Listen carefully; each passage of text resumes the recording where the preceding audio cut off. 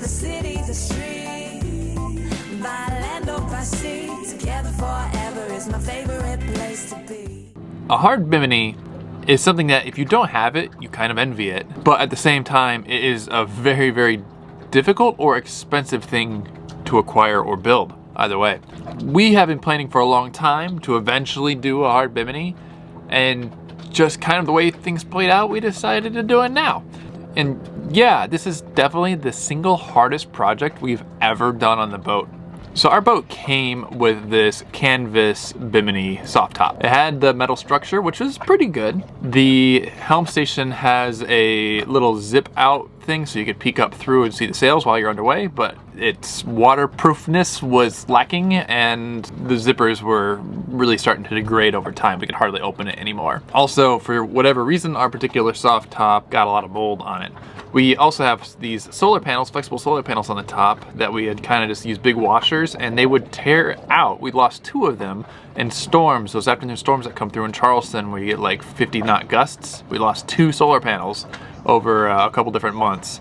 So that was getting expensive. So now is the time to do the hard bimini. So first things first, we're cutting off the little track light we had around the cockpit, and then we just cut off the soft top, which seems a little bit crazy, but has to be done.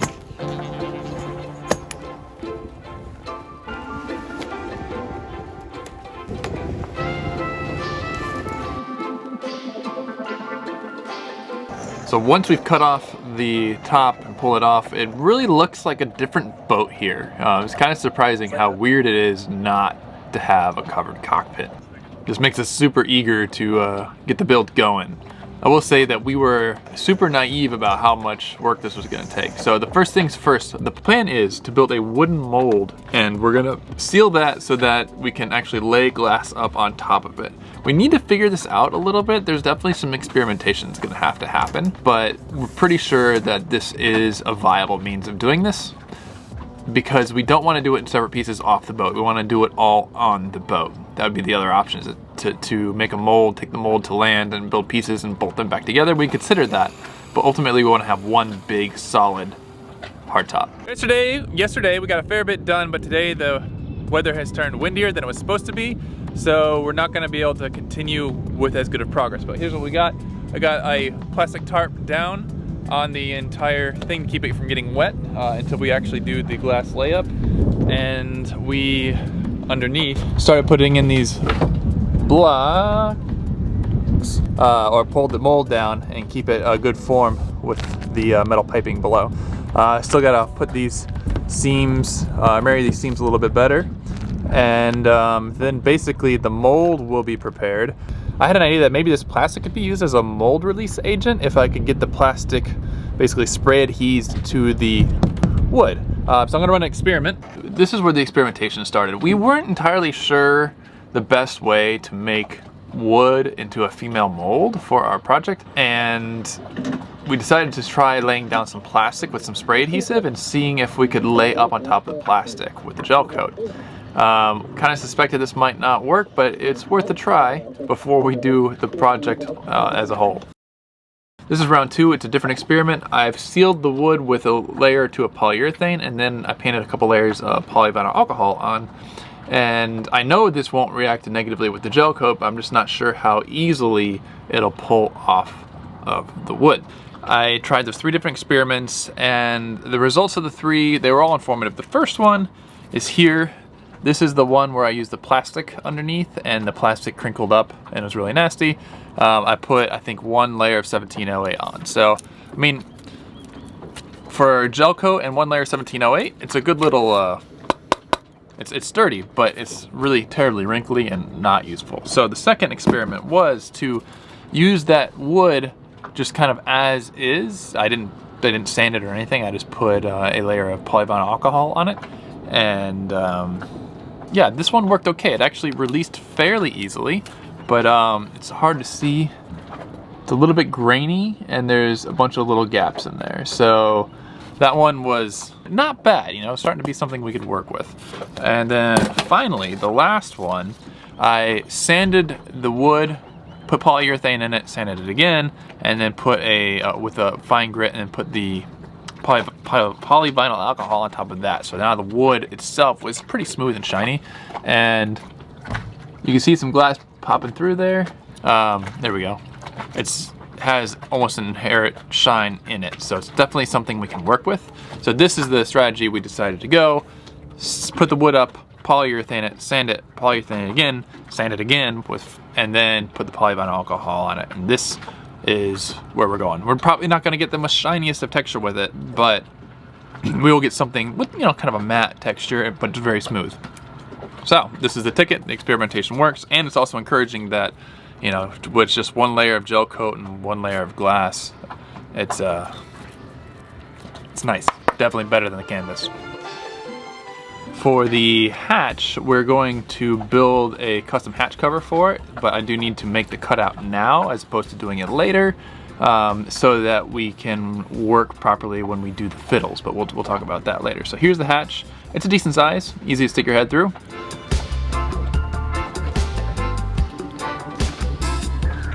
It's a lot of prep work, and this female wooden mold is kind of brittle, so I have to make sure to walk only where the underlying metal supports are. Here I'm just spraying some cheap black spray paint from the hardware store just as a sanding guide. I know I'm not gonna get this perfect, but I wanna get the big lumps out. And you know, it's like any other boat project ever, there's way more sanding than you would choose. Another task we have to do before putting the fiberglass on is put these sort of temporary mini fiddles on the edge that will just kind of hold the resin and glass from dripping all over the place, all over the sides. I want to kind of make a small cup, a small lip that's going to help contain the glass from just running over the edges and making a ton of sharp spikes. So here we are, a few days of working on the wooden mold. I think it looks pretty good. You can see how shiny it is. Hopefully that will make it so this doesn't stick to the fiberglass project, because that's going to be a huge pain. And even though it looks pretty uneven, it's to the touch smooth. So we have about 25 gallons of polyester resin and about 3 gallons of gel coat. We have about 500 square feet of glass. Half of that is 3/4 ounce and matte, and the other half of that is 1708. And then we have my coring material, which looks a little thin, but I think it's going to do the job, which is a core mat. It's a matte, basically a fabric coring material, because it was cheaper, thinner, and more easily accessible. The solid poly composite honeycomb cores that you see, they're significantly more expensive, and shipping them, they have to be shipped as like 4x8 sheets, which was also significantly more expensive. So yeah, we didn't go that route. If we didn't already have the metal frame, which we do and I'm working with, then I would probably have bitten the bullet and gone with the honeycomb coring, but we already have a metal framework, so we already have some rigidity built in. So I think the core mat will be good enough. Our laminating schedule here is going to be gel coat, a thin layer of chop strand, a layer of 1708, the core mat material, 1708, chop strand, and gel coat. So it's kind of like a sandwich. It's gonna be fairly thin, all things considered, probably 1/4 inch-ish of a layup, but we're not trying to go for too heavy here. The job it needs to do is let us walk on it while we're working on the sail, hold the solar panels strongly, and not let the water in, and maybe catch water too. But that's all it needs to do. It doesn't need to be a 1/2 inch thick of fiberglass to do that job. Laying out the polyvinyl alcohol, we actually brought a compressor because we thought maybe we could try spraying it, but the thing about where we are in Charleston is that there are microclimates that exist because of the water. The microclimate was completely different from the forecast of the area, and we just didn't have time. It was either raining or the forecast said it would be light wind, but the microclimate was making strong winds. So spraying the PVA we tried it, it just didn't work at all. We had to roll it out. Mixing up the gel coat, working in big batches like this is a little nerve-wracking because gel coat's like $100 a gallon or more. And when you're pouring 1/4 of a gallon, you realize that's, you know, 25 bucks that if you screw it up, it's just down the drain. And we've never worked with gel coat in these, or resin in these quantities before. So it's definitely was a learning curve. Looking back at the footage, it seems crazy that we even tried this given how strong the wind was blowing, but really, again, we couldn't wait around forever. We had to get it done. So Yeah, here we go.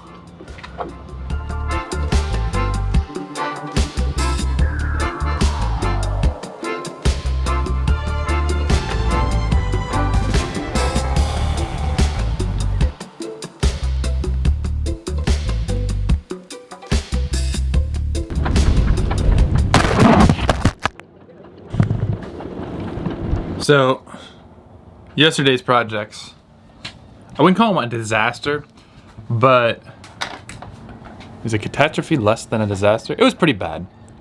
It was a mess. So everything conspired against us. We'd never worked on that scale of square footage before, working with fiberglass in the wind and the sun, and rookie mistakes and all that stuff. So today, it's the next morning. The glass is mostly cured. It's a teeny bit tacky. It's like not super hard, so it's still laminatable, which is what it's meant to do. So I sanded off some of the most egregious bubbles and voids that we had, and today we're gonna get back at it. We're gonna do smaller square footage areas. The wind continues to be a problem. It's nice that we have no rain, but we've had every day we got 20 knots of wind at least outside, and it's not in the forecast for that, but it's making everything very difficult with regard to this laminating process. We're on the day 3 now. Day 2, working outdoors has definitely been more of an adventure than we bargained for. But we got to get the project done. We can't wait for perfect weather, otherwise it's never going to get done.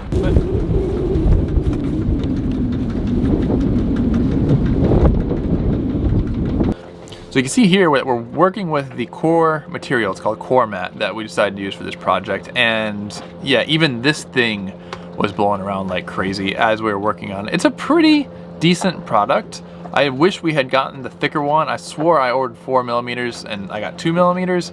I might have just been tired, but I think 4 millimeters would have worked better.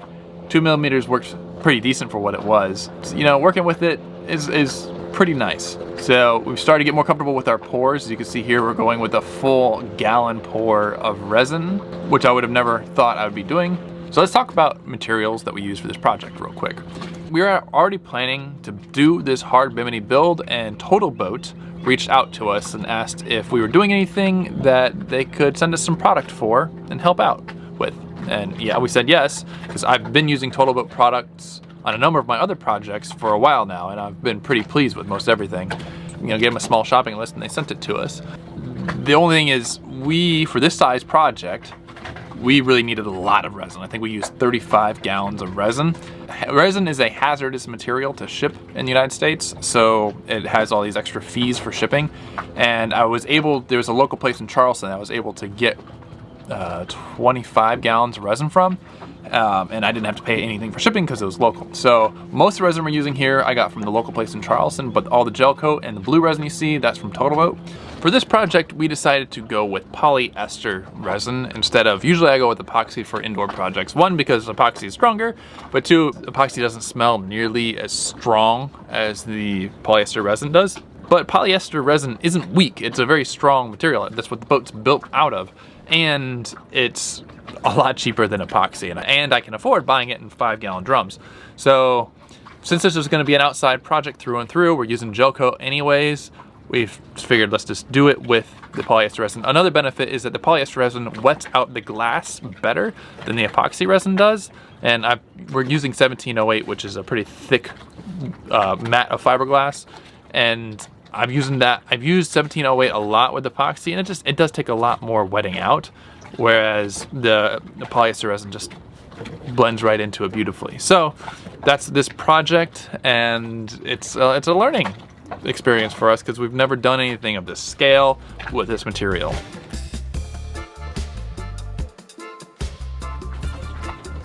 Now, working with the core mat was kind of interesting. It wets out, it sucks up a lot of resin. They all do. It doesn't suck up as much as you might think it does. And we're starting to get our technique down here. We're pre-wetting with the resin, then we put the material down, then we wet one side, flip it over, wet the other side. And it gives you a pretty good working time. It kind of feels like a wet towel afterwards and like weight and consistency, but it's pretty easy to move around and work with. This is the end of day 3. Got one layer of got the entire layer of the core mat down, and one layer of 1708. End of day 4, we got 1708 over the entire top of the bimini now.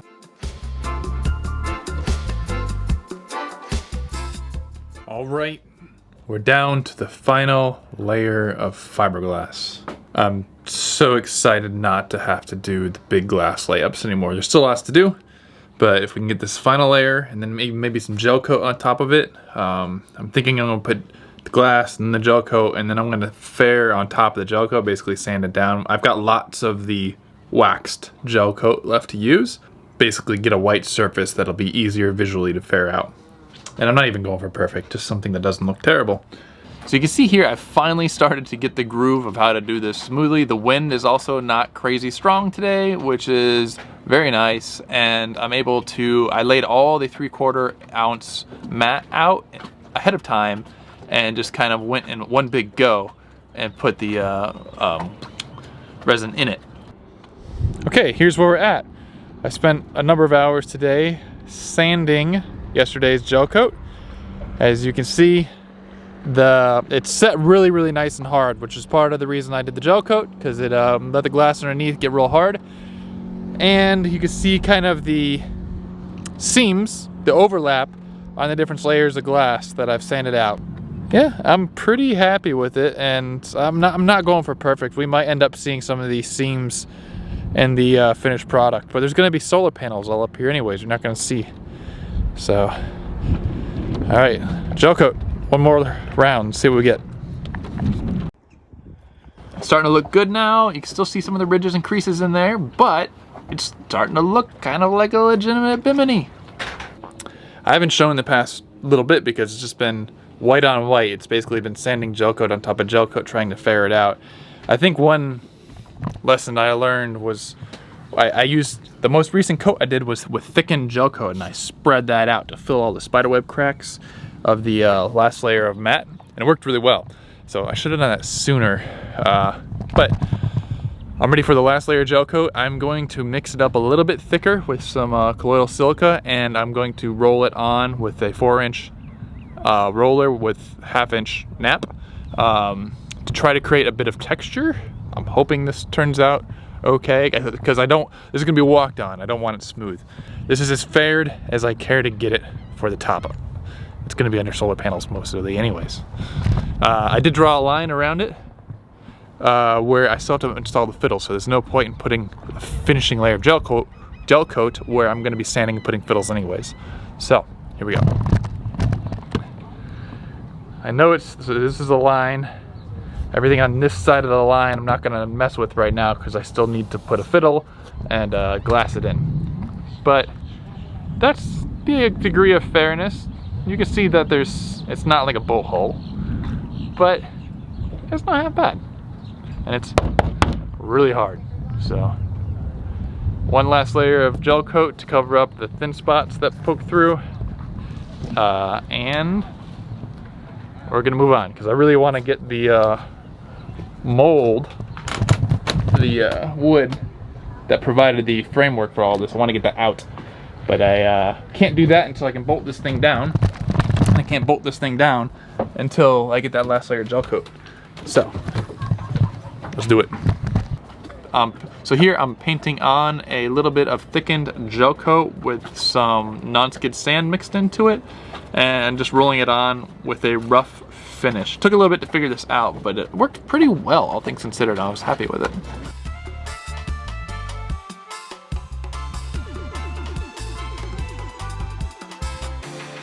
Our top coat is looking very good. I'm pretty pleased with it. It's difficult to tell because it's all white on white. Maybe you can see a little bit of a difference here. And this is the part that I didn't do where the fiddles are going to be glassed on, and this is the non-skid. I might wait till the sun's going down a little bit to get you better shadows, but I like it.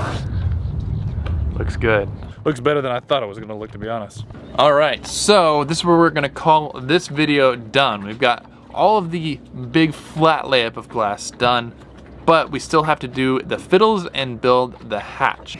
So I would consider us probably only halfway done at this point, and it's already taken more than a week to get a week solid of every day working all day long to get this far. So yeah, it's starting to look good though. It's definitely becoming a legitimate hard bimini. So stay tuned for the next video where we do all the finished work, get it bolted on, get the fiddles done, work on the custom hatch for it. Yeah, there's a lot. And put the solar panels back on. So thanks for watching this. See you in the next video.